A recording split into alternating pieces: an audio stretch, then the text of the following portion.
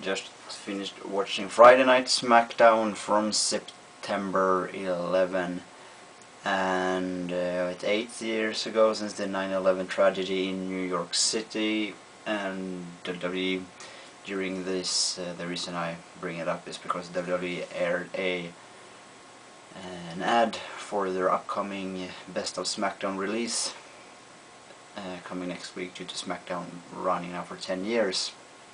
They showed a clip from the DVD where WWE had SmackDown just, I believe it was just 2 days after the 9/11 incident. Enough about that boring stuff, and let's move on to tonight's show. I thought tonight's show was really good. Good matches, and the crowd was really steaming hot. They were really into it, and CM Punk is getting more and more over as a heel. He got a lot of boos from the crowd. They did not like him very much, and I believe his opening promo with the Undertaker was very good, and it was kind of funny. First, he blamed Jeff Hardy for being the one encouraging the youth of America to use substances, illegal substances, to get into some sort of a illusionary state. Then now he goes on to blame the Undertaker for utilizing the situation and using the fact that these fans now, thanks to Jeff Hardy, are high or illusionary, and he tries to manipulate them. It's very good. It plays all very well with his straight edge character, and it also makes it a great lineage for CM Punk, moving on from Jeff Hardy to the Undertaker. It's a natural transition. And I must say, I also think WWE should kudos. I talked about it earlier. I think WWE sometimes promotes their upcoming pay-per-view a little too little, just not enough. However, this time, building up for Breaking Point, the new concept, I think they have done great.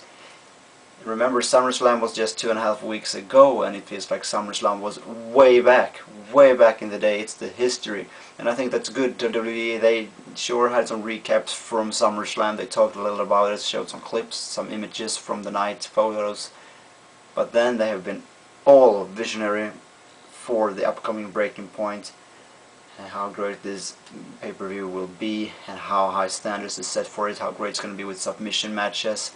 All focus on the upcoming Breaking Point pay-per-view, and that's the kind of stuff they need to do.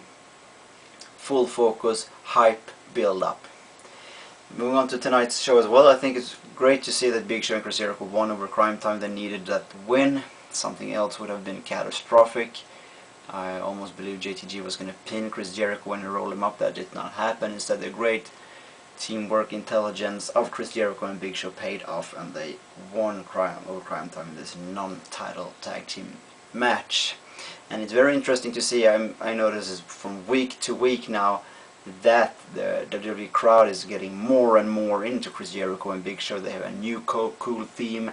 They are a great duo. I don't think people estimated Big Show and Jericho to be such a cool and good tag team as they actually are. They complement each other great.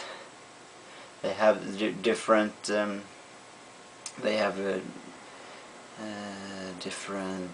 benefits. Jericho is the small, quick, aerial, athletical character. Big Show is the big one, the strong one, the one with all the muscles. So they are a great tandem, a great duo that complement each other great. And fans are more and more buying into them as a cool tag team. Of course, they're still heels and getting a lot of boos. A lot of more boos than cheers, of course. The Matt Hardy match versus CM Punk. Matt Hardy's only mission here, of course, was to help get CM Punk's Anaconda Vice over. That's his submission move going into Breaking Point. That's Matt Hardy's only mission in this match, is to lose to that move, hence helping CM Punk get over again as a submission wrestler. This was the submission move he used to finish his matches with in ECW when being there before, starting to apply his GTS go to sleep maneuver, as we know him for doing now. Other stuff this night, Dolph Ziggler getting into trouble with the women. We'll see how that plays out. And the Belfast Brawl, ladies and gentlemen, this match was not rated PG, come on. I have said before in a video, and it's more and more evidence that WWE are trying to raise that bar, turning up the volume, making the product more intense, more physical matches, more physical altercations, more competitive in-ring action. And this Belfast Brawl was really brutal. It was tables, you had chairs, you had trash cans. They were into a crowd, came back in. Normally, lately, when it's been rated PG and we've seen these hardcore matches, they've been pretty soft. This wasn't the case tonight. It was pretty hardcore, and it was a very good match, which Finlay won. I like Mike Knox's new gimmick. I think he's underrated. Yeah, he's big, he's ugly, he's beardy. His hygiene perhaps isn't the best, but that's the point of his character, and I like this genius, intellectual part of him that they display while he's entering for his matches, having these academic and scientific speeches about what he will do, and they're actually very interesting because I like that kind of stuff, especially with the body, as I'm going to be a physical educator myself, so I like physiology. And some short other interesting notes from the night. Big Show seemed I really liked Big Show tonight. He was really in there, emotional. He seemed to have a real good night, and his in-ring psych was turned on to the fullest. He lived every moment of the match, before the match, after the match. Watch it again if you don't believe me.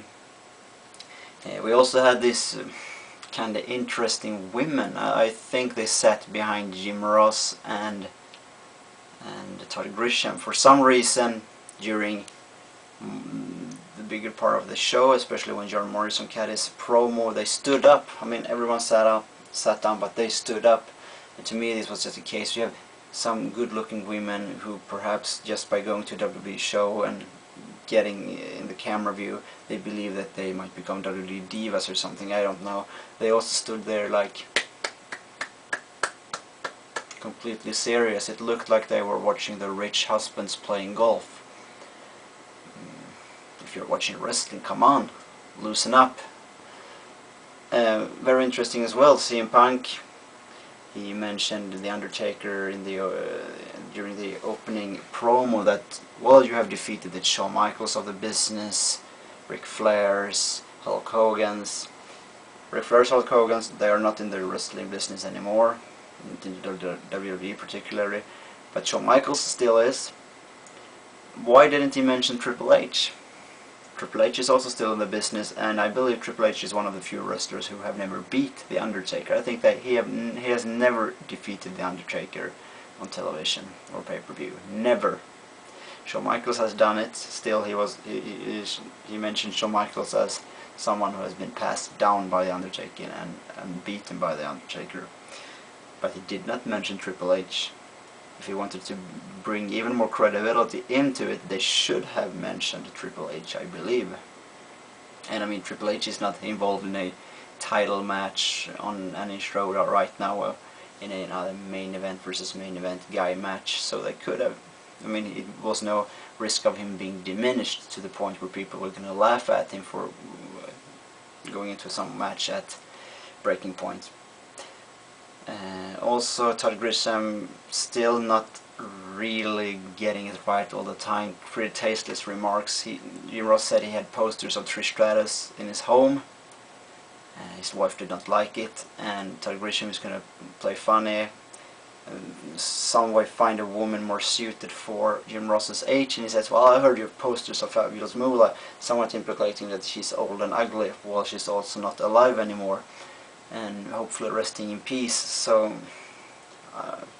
it seems like he's always trying to get the edge, Todd Grisham, and he needs to calm down. However, I'm looking forward now for Breaking Point. It's going to be a real good pay-per-view. I believe I will have a review coming up right after it. I will have a review on Monday Night Raw this upcoming week, and I will have TNA Surrender predictions, or will I? I'm confused.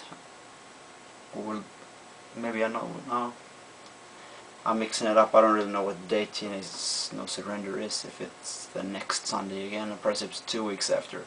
Well, I'll have to check that up. Simply take care and have a nice day.